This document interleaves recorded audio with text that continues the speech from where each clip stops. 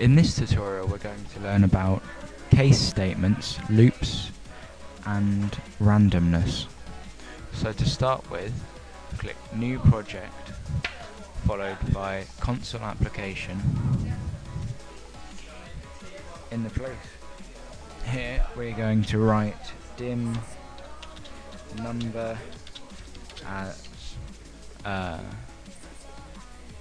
integer.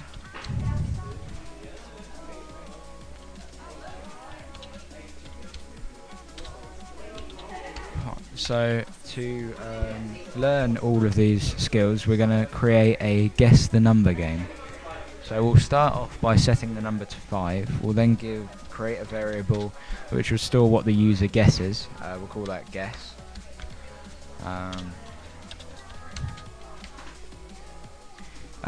Next we are going to introduce a loop.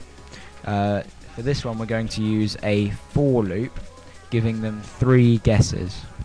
So if we write for I is going to be our counter variable, it's going to be equal to 1, 2, 3, step 1. Now the I is going to be the variable that's going to increase because we're stepping a positive 1. And it's going to do it until it's equal to 3. So first time through it'll be 1, second time through it'll be 2, third time through it will be 3. Now to finish it, we have to put a next statement, and so whatever code we want to loop we put between the for and next in here. Now we are going to ask the user to have a guess at what the number is. So dot right line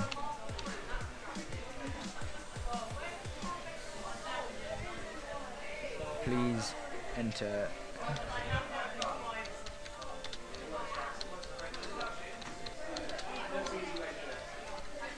guess.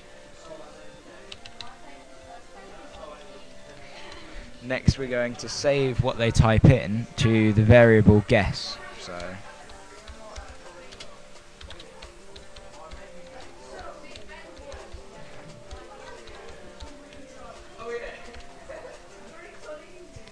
next we're going to use something we in the last one used if statements, and we could use if the number was if the guess was larger than the number, tell them that it's too large.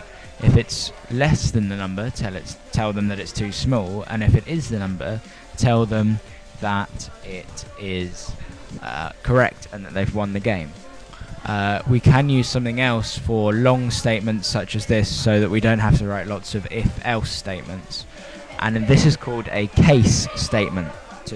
So I'll show you how to use that now.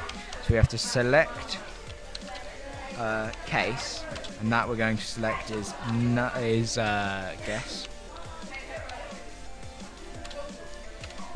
Then we put case equals number, and you can see that you have to put case is equal to number. So this will be if the case, so if guess is equal to the number, we can write console dot write line you win.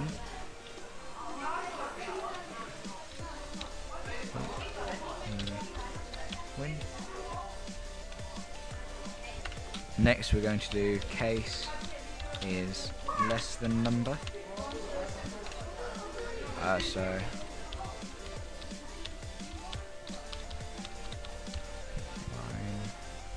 too small.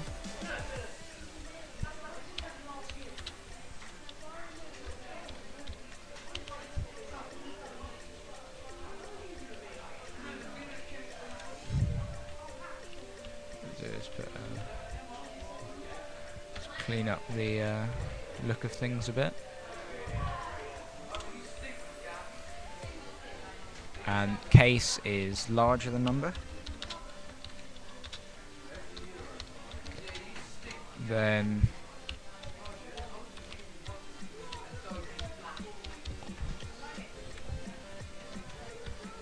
too large.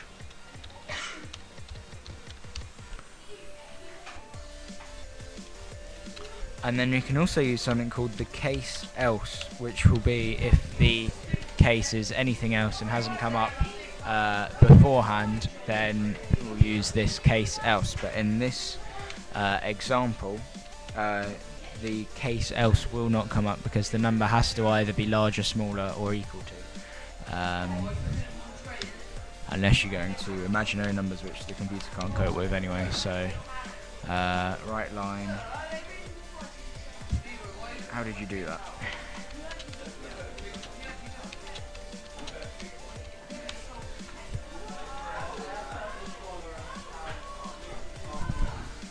Okay.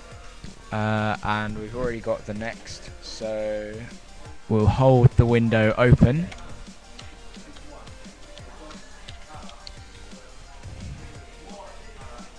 At the end, and run the game. So let's enter 8, too large, and the loop has gone straight round and asked us again. So we'll try 4.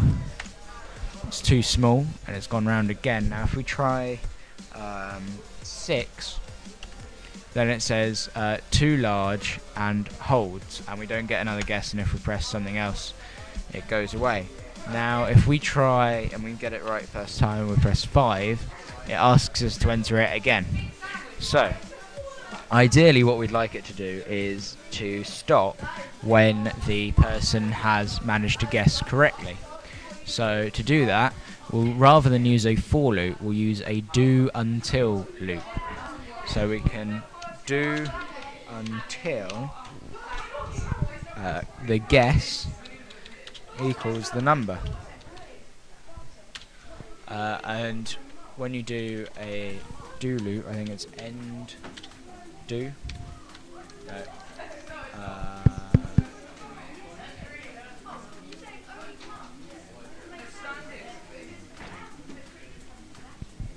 I think it's end do. It might be loop. It's loop. So you finish it with loop. Now if we try it, then we enter 8, too large, 4, too small, 6, too large, got to be 5, 5, you win, and the game ends. But what if we want to give them 3 guesses, but if they get it right, we'll end it anyway? Well, we'll use a while loop. Do while.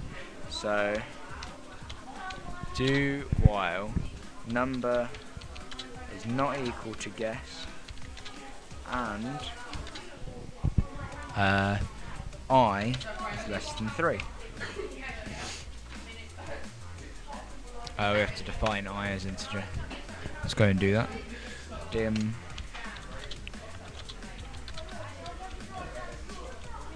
When you use I in the for loop, you don't have to define it. So if you use it anywhere else, you'll have to define it. But you can use it within the for loop. So we'll do this, and we'll give it a value to begin with of 0. And now we're using guess straight away. We should probably give that a value as well of 0. Then we can so now we have to increase I by 1 each time using the increase operator. This will add 1 to I. Now if we were to if we run this and we have try 9, too large, try 8, it's too large, we try 4, it's too small, so then we try, hang on, this is given us too many, hasn't it?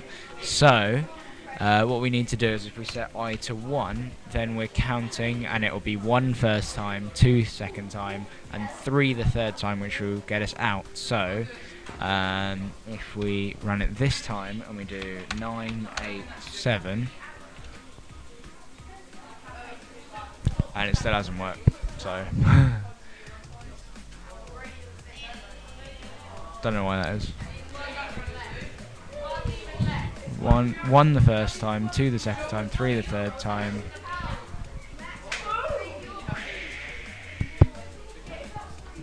Let's try again.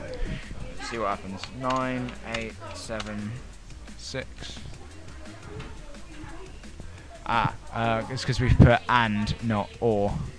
We need to put an or here because it required us to win and have taken 3 guesses to win. Right, now it'll work. 9, 8, 7, 6. No, it still hasn't worked. Oh well. And I'll end it there and cut it later.